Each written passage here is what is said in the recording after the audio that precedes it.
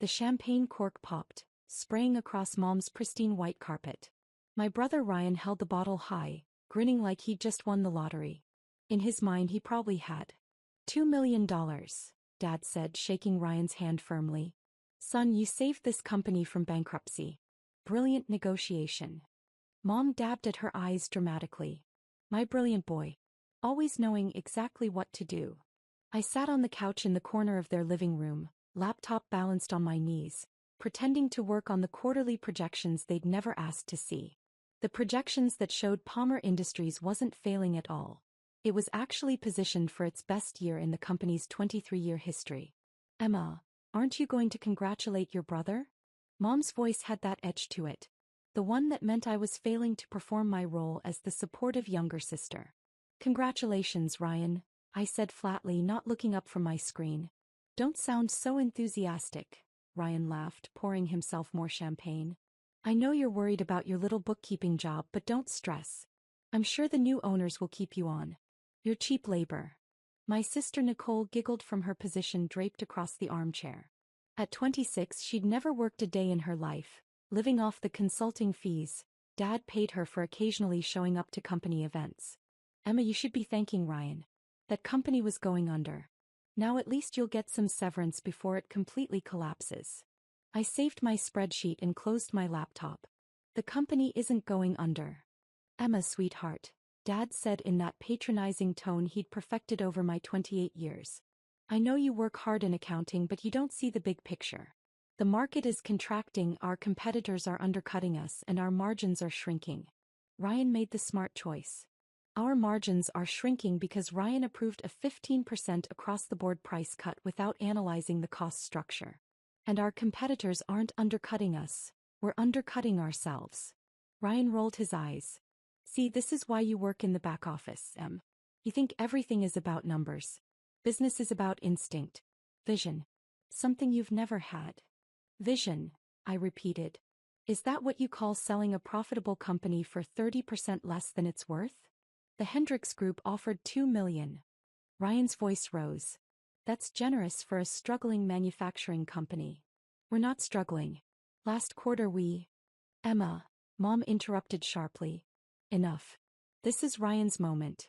He's been running this company as COO for 3 years, and he's making the tough decisions that need to be made. You're just upset because you weren't consulted. He was right about that last part. I hadn't been consulted. But then again, I never was. Palmer Industries made specialized industrial sensors. Small electronic components used in everything from automotive manufacturing to medical equipment. Dad had started the company 23 years ago, building it from a garage operation into a business with 72 employees and annual revenue of $8.3 million. And nobody in this room except me knew who actually owned it. When does the sale finalize? I asked quietly. Ryan checked his phone. Hendricks Group's lawyers are reviewing the final paperwork now. Should be done by Friday. 3 days. He raised his glass. To new beginnings.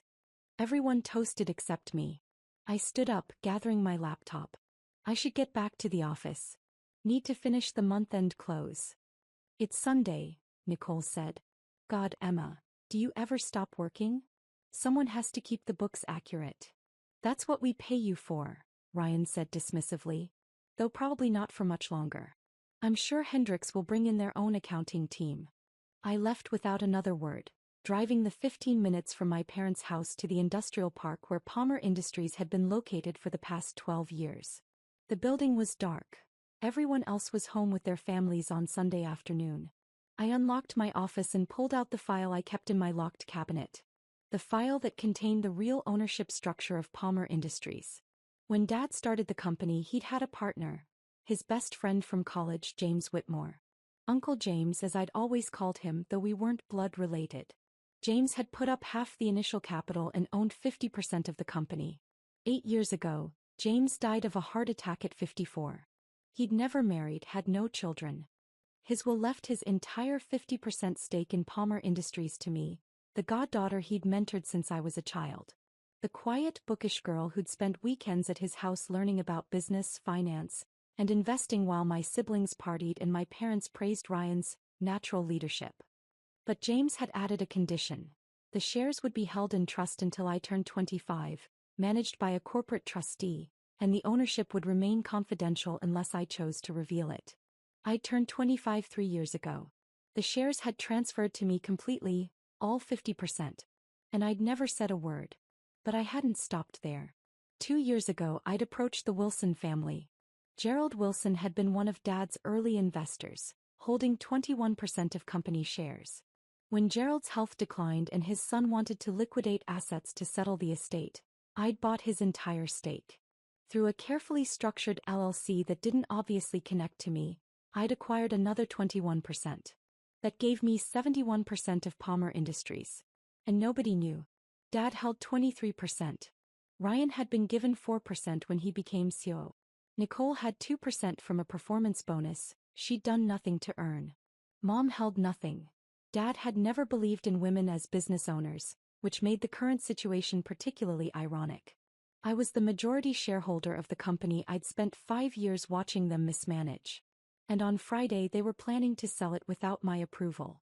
I pulled up my real financial files. The ones I didn't show to Ryan or Dad. The ones that showed Palmer Industries' actual position. Revenue was up 18% year-over-year.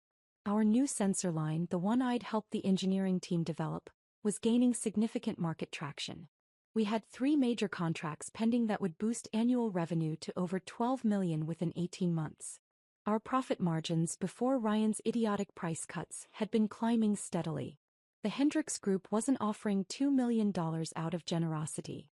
They were offering it because they'd seen our real potential and knew Ryan was an idiot who'd undersell his own company. And in 3 days they thought they'd own it. My phone buzzed. A text from Ryan. By the way, Dad wants you to prepare a full financial disclosure package for Hendricks by Wednesday. Everything. Don't leave anything out. I smiled at my screen and typed back, of course. Monday morning I arrived at the office at 6 a.m. as usual. By 7 I'd finished the actual financial package. The real numbers that showed exactly how valuable Palmer Industries was. I saved it in my personal encrypted files. Then I created the package Ryan had asked for. The one that showed the version of reality he believed in. Declining margins. Shrinking market share. Increasing competition. I didn't lie. I just highlighted every negative trend and downplayed every positive one. If they wanted to see a failing company, I'd show them exactly that. Ryan arrived at 9, strolling in with his coffee like he owned the place. Technically, he owned 4% of it. Got that financial package? He asked, leaning against my doorframe. Almost done. I'll have it to you by noon. Great. Make sure it's thorough. We want Hendricks to see we're being transparent. Oh, it'll be very thorough. He left and I went back to work. At 11, Dad called me into his office. Emma, I want to talk to you about the transition. I sat down across from his desk. The office was decorated with photos of Ryan and Nicole, awards the company had won, industry recognition. Not a single picture of me. Hendricks Group is going to bring in their own management team, Dad continued. That means Ryan will be stepping down as COO, obviously. He'll get a nice payout from the sale. I'll retire. Your mother and I are thinking of buying that place in Arizona we've been looking at. Congratulations. But I wanted to talk to you about your position. I've negotiated for you to stay on for at least 6 months during the transition. They'll honor your current salary, $58,000, right? 62. I got a raise last year. Right. Anyway, they'll keep you on at that rate for 6 months. After that, it'll depend on whether they want to maintain the current accounting infrastructure or consolidate it with their corporate systems. So I get 6 months, then probably unemployed. Well, you're good at what you do. You'll find another bookkeeping position somewhere. And think of it this way, you'll finally have the chance to explore other opportunities. You've been here for 5 years. Maybe it's time to branch out. Maybe, I said noncommittally. Look, Emma, I know you're disappointed you weren't more involved in this decision. But this is business. Ryan has been groomed for leadership since he was young. He understands the strategic aspects that you just don't have exposure to. Because you never gave me that exposure. Dad shifted uncomfortably. You chose to go into accounting. That was your decision. I have a degree in business management and finance. I took accounting work because it was the only position you'd give me. Emma, let's not do this. The decision is made. The sale is happening. Try to be supportive of your brother. I stood up. I'll have the financial package ready within the hour. Back in my office, I finalized both versions of the documents. The one I sent to Ryan showed a company barely worth $2 million. The one I kept showed a company worth at least $6.5 million, probably more. Tuesday morning, I received an email from Hendricks Group's legal team requesting a meeting to discuss the transition of accounting oversight. The meeting was scheduled for Thursday, one day before the supposed closing. I accepted the invitation and started preparing. That afternoon, Ryan burst into my office. Hendricks Group just confirmed their offer. $2 million, closing Friday. Emma, this is really happening. Exciting, I said, typing on my computer. Dad's already planning his retirement party. Mom wants to have a celebration dinner Thursday night, after the Hendricks meeting. You should come. I'll check my schedule. He lingered in my doorway. You know, Emma, I know we've had our differences, but this is good for everyone. You'll get a severance package and you're young enough to start over somewhere else. Maybe at a company that appreciates you more. Maybe. After he left, I made a series of phone calls. First to my attorney, confirming that all my ownership documentation was in order. Then to the corporate trustee who'd managed James Whitmore's shares, verifying the transfer records. Finally to my financial advisor, discussing the valuation methodology I'd be presenting. Everything was ready. Wednesday morning, Ryan called an all-hands company meeting. All 72 employees gathered in the warehouse area, looking nervous. Rumors had been flying for days. Ryan stood on a forklift platform, megaphone in hand. Everyone, I want to be transparent with you about the company's future. Palmer Industries is being acquired by Hendricks Group, a major player in the industrial technology sector. The sale will finalize Friday. Murmurs rippled through the crowd. I saw our lead engineer, Marcus Chin, frown deeply. Marcus had been with the company for 8 years and knew exactly how well our products were performing. Now, I know change is scary, Ryan continued. But this is good news. Hendricks has deep pockets and industry connections we don't have. They'll invest in this company and help it grow in ways we never could. Will there be layoffs? Someone called out. That's up to Hendricks's management team. But I've negotiated protections for employees. Everyone will get at least 90 days of continued employment. 90 days. Then they'd probably gut the workforce and integrate operations into their existing facilities. I caught Marcus's eye across the warehouse. He looked furious. After the meeting dispersed, he found me by the coffee machine. Emma, tell me Ryan isn't selling this company. Looks like he is. We're not failing. The M-Series sensors are about to land the Tecton contract. That's a $2 million annual deal alone. I know. Did you tell him? Did you show him the actual numbers? He doesn't want to see the actual numbers, Marcus. He wants to see the story that justifies his decision. Marcus ran his hand through his hair. This is insane. Emma, you have to do something. Like what? I'm just a bookkeeper, remember? He stared at me. You're more than that. Everyone here knows it. You're the only one who actually understands this company. Not according to Ryan. Then Ryan's an idiot. Marcus lowered his voice. Is there anything you can do to stop this? I took a sip of my coffee. Come to the office Thursday afternoon. Around 3 p.m. You might want to see what happens. Thursday morning I dressed carefully. Professional suit, minimal jewelry, my hair pulled back. I looked like someone who meant business. The meeting with Hendricks Group was scheduled for 2 p.m. At 1:30, I walked into the conference room where Ryan had already set up. He'd brought Dad, Mom, and Nicole, the entire family ensemble. Emma, you're early, Ryan said. We don't need you until Hendricks's team has questions about the financials. Actually, I need to be here from the beginning. This is a strategic discussion. Way above your pay grade. I insist. Dad frowned. Emma, Ryan's right. This isn't appropriate for. The conference room door opened. 3 people walked in. 2 men in expensive suits and a woman carrying a briefcase. The Hendricks Group acquisition team. Mr. Palmer, the woman said, extending her hand to Dad. I'm Catherine Hendricks. We spoke on the phone. Miss Hendricks, pleasure to meet you in person. Dad shook her hand warmly. This is my son Ryan, our COO, and his team. Catherine's eyes swept the room, landing on me. And you are? Emma Palmer. Head of Financial Analysis. Bookkeeper, Ryan corrected quickly. She prepares our financial statements. Among other things, I said mildly. We all sat down. Catherine opened her briefcase and pulled out a stack of documents. Let's get straight to business. We've reviewed the financial disclosures provided by Mr. Ryan Palmer.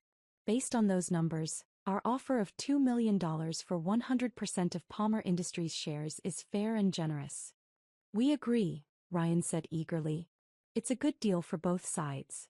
However, Catherine continued, we do have some concerns about the accuracy of certain projections. Your disclosed numbers suggest declining performance, but our market research indicates your new sensor line is gaining significant traction. Ryan shifted uncomfortably.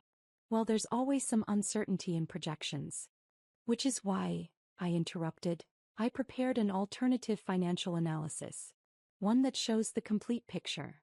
I pulled out my tablet and connected it to the conference room screen. Ryan's face went red. Emma, what are you doing?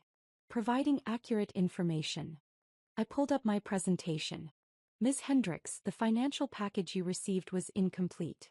It didn't include our pending contracts, our new product pipeline analysis, or our actual market position. The screen showed the real numbers. Revenue growth. Profit margins. Market expansion opportunities. Catherine leaned forward, studying the data. These numbers are significantly different from what we received. Because these numbers are accurate, I said. Palmer Industries isn't a failing company being sold at a discount.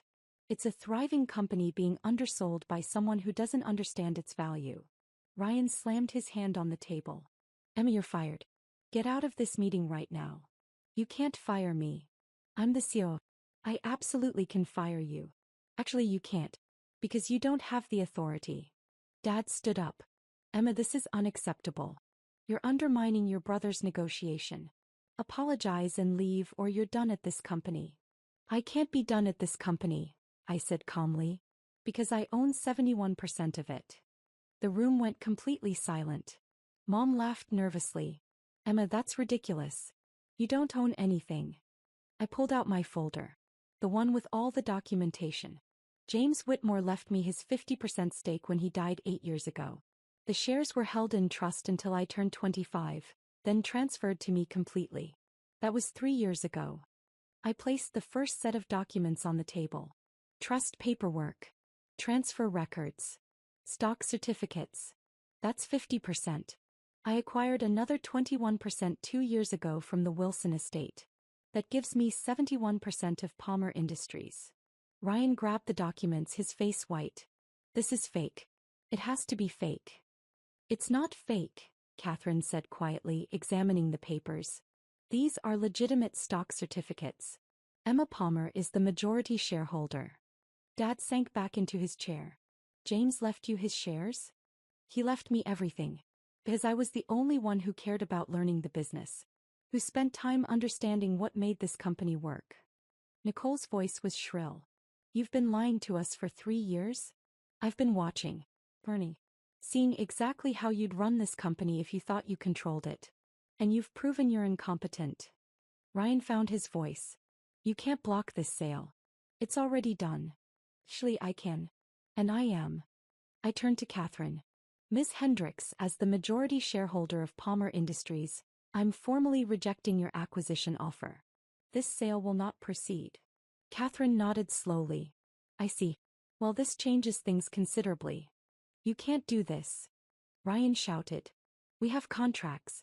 Agreements. You have preliminary agreements that require majority shareholder approval, I said. Which you don't have. Which you'll never have. This sale is dead.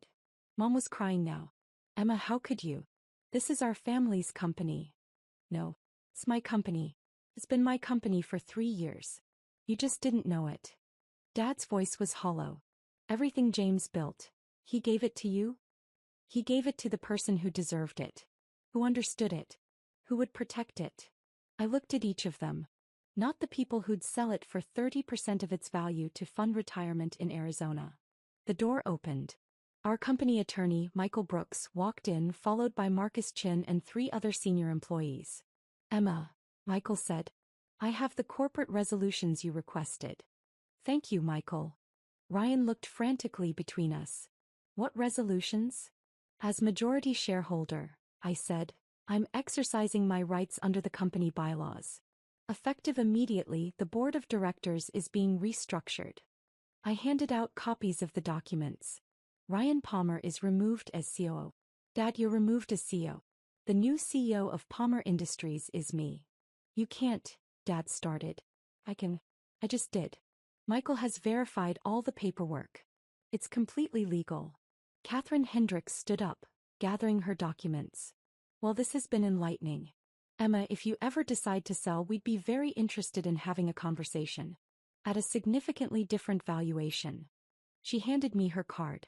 Based on the real numbers you showed me, I'd estimate this company is worth at least $6.5 million. Probably more. After Hendricks's team left, my family sat in stunned silence. Finally, Nicole spoke. So what happens to us? That depends. Are you willing to actually work? What does that mean? It means no more fake consulting fees. No more showing up to events in expensive dresses on the company dime. If you want a position here, you'll earn it. Real work. Real metrics. Real accountability. She stared at me. You're serious? Completely. Ryan's voice was bitter. And what about me? You're just going to throw me out. I'm reassigning you. You'll work as a sales associate under Marcus Chen. If you can prove you actually understand our products and can contribute to revenue growth, maybe you'll work your way back up. But you'll start at the bottom. Sales associate? I'm the COO. You were the COO. Now you're unemployed unless you take the position I'm offering. Dad finally spoke, his voice tired. Emma, what do you want from us? I want you to accept reality. This company is mine. It's been mine for 3 years. I've spent that time watching you run it poorly, make bad decisions, and treat me like I was worthless. That ends today. We never treated you like you were worthless, Mom protested weakly. You called me a bookkeeper when I have a business degree. You gave Nicole fake jobs while I worked 60-hour weeks for a fraction of what I was worth. You praised Ryan's instincts while ignoring my actual analysis. You were selling this company without even consulting me.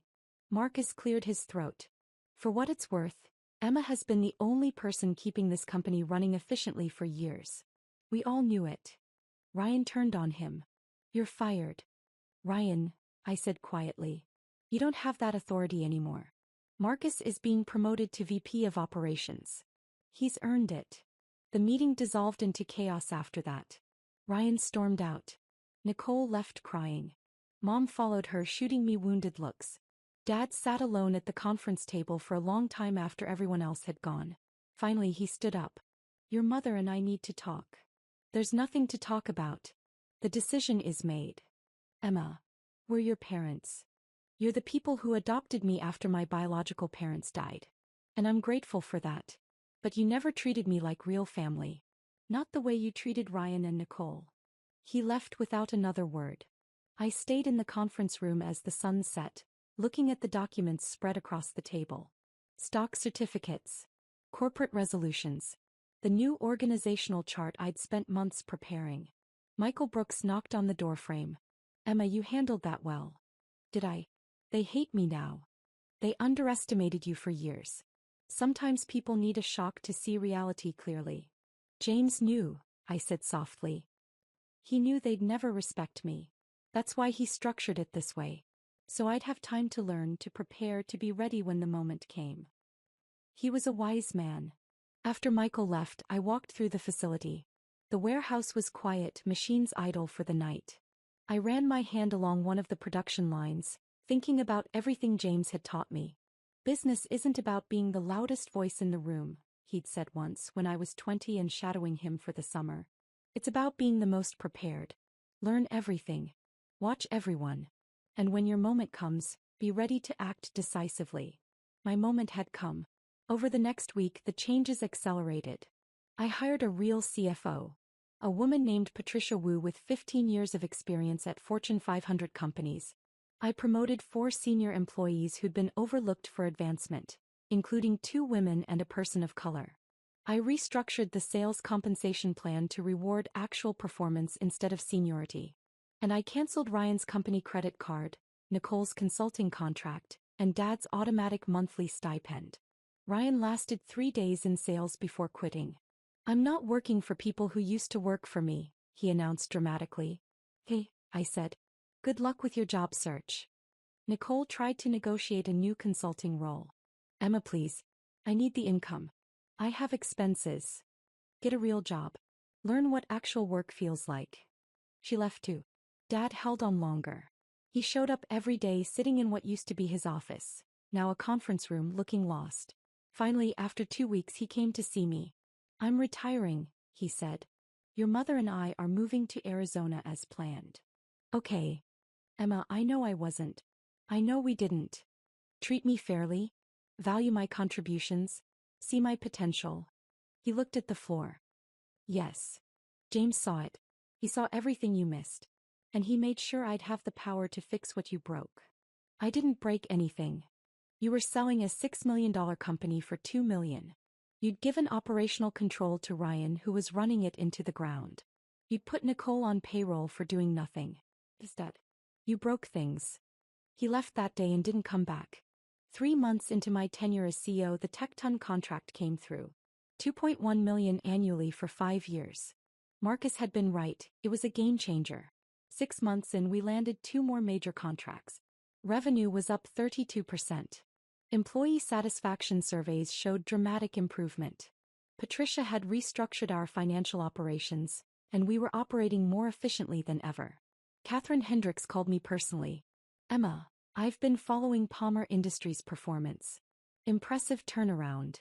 It wasn't a turnaround. It was removing obstacles. She laughed. "Fair point. Listen, if you ever want to discuss strategic partnerships, not acquisitions, partnerships, we should talk. What you're building is impressive." "I'll keep that in mind." A year after taking control, I stood in front of the entire company at our annual meeting. 72 employees had grown to 95. Revenue had increased 48%. We'd opened a second facility. "This has been a year of transformation," I told them. "Not because we changed what we do, but because we committed to doing it excellently. To rewarding merit, not connections. To building something sustainable, not just profitable." Marcus started the applause. Soon everyone was standing, cheering. After the meeting, Patricia found me in my office. "Emma, I've been meaning to tell you. I've worked for a lot of CEOs. You're one of the best. I had a good teacher. James Whitmore. He taught me everything. How to read financial statements. How to evaluate business decisions. How to see through bullshit." I smiled. "And he taught me patience. To wait for the right moment instead of forcing things." He chose well. That evening, I drove past my parents' old house. It was dark. They'd moved to Arizona 3 months ago. We hadn't spoken since they left. I felt no sadness about that. My phone buzzed. A text from Marcus. "Team wants to celebrate at Murphy's Bar. You coming?" I smiled and texted back, "On my way."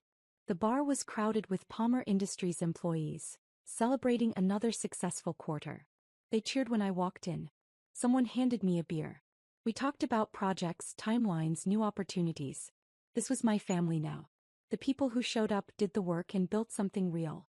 Later that night, alone in my apartment, I pulled out the letter James had left with his will. I'd read it 100 times, but I read it again. "Emma, if you're reading this, I'm gone. I'm sorry I won't be there to see what you'll build. But I know you'll build something extraordinary. You have what your family lacks: vision, patience, and genuine respect for other people. Don't let them diminish you. Don't let them convince you you're less than you are. When the time comes, take what's yours and show them what real leadership looks like. Love, Uncle James." I folded the letter carefully and put it back in its frame on my wall. James had given me more than shares in a company. He'd given me the tools to claim my place, the confidence to use them, and the wisdom to wait for the right moment. Ryan had tried to sell our company for $2 million. He hadn't known I was the silent majority owner. Now he knew. Now everyone knew. And Palmer Industries, under my leadership, was worth more than anyone had imagined. Not because of some dramatic transformation or brilliant strategy. Simply because I'd removed the people who were holding it back and let the talented employees who'd been there all along finally do their jobs.